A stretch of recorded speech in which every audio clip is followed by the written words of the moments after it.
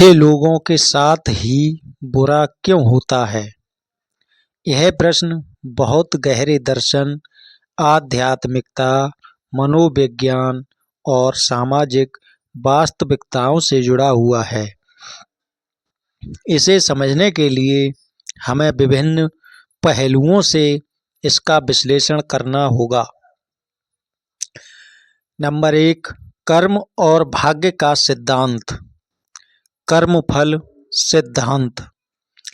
हिंदू धर्म, बौद्ध धर्म और जैन धर्म में यह मान्यता है कि हर व्यक्ति के अच्छे और बुरे कर्मों का फल उसे कभी न कभी अवश्य ही मिलता है। यह जरूरी नहीं कि वह कर्मों का फल उसी जीवन में मिले, यह अगले जन्मों में भी फलित हो सकता है। पूर्व जन्म के कर्म। यदि किसी अच्छे व्यक्ति के साथ कुछ बुरा होता है तो हो सकता है कि यह उसके पूर्व जन्म के कुछ बुरे कर्मों का परिणाम हो। वर्तमान जीवन के कर्म। कुछ लोग अत्यंत ईमानदार और नेक होते हैं, फिर भी उनके साथ अन्याय होता है। यह संभव है कि उनके जीवन में किसी परीक्षा का दौर हो जिसमें वे मजबूती से खड़े रहने के लिए तैयार किए जा रहे हों। प्राकृतिक संतुलन का सिद्धांत। प्रकृति हमेशा संतुलन बनाए रखने की कोशिश करती है। जीवन में सुख और दुख का चक्र चलता रहता है। जैसे दिन के बाद रात आती है, वैसे ही हर व्यक्ति को अच्छे और बुरे समय से गुजरना पड़ता है। जो व्यक्ति अच्छे होते हैं वे अक्सर दूसरों की मदद करते हैं, दूसरों के कष्ट दूर करते हैं। इस कारण से वे जीवन की कठिनाइयों से अधिक प्रभावित होते हैं, क्योंकि वे संवेदनशील होते हैं। समाज की क्रूर सच्चाई। अच्छे लोग अक्सर ईमानदार, दयालु और सत्य के मार्ग पर चलने वाले होते हैं, लेकिन दुनिया में कई लोग स्वार्थी और चालाक और लालची होते हैं। अच्छे लोग झूठ और धोखे से बचते हैं, इसलिए कई बार वे छल कपट करने वालों के शिकार हो जाते हैं।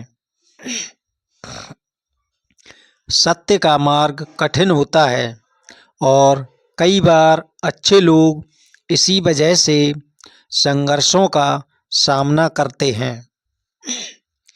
परीक्षा और आत्मविश्वास का सिद्धांत।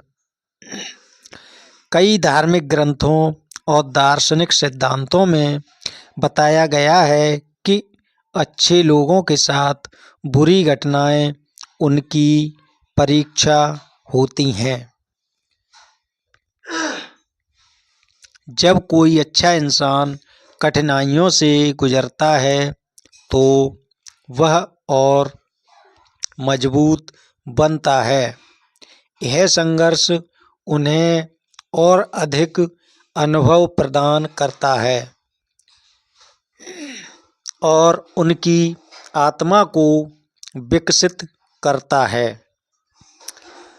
धर्म और आध्यात्मिक दृष्टिकोण।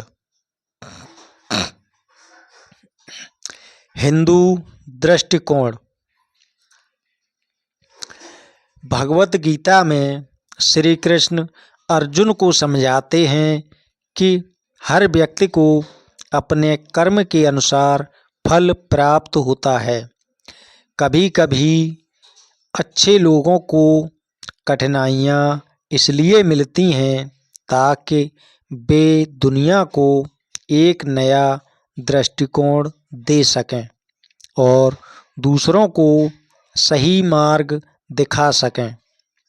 एक कहावत भी प्रचलित है, दुखों की भट्टी में जो जितना तपा है उसी ने इतिहास रचा है।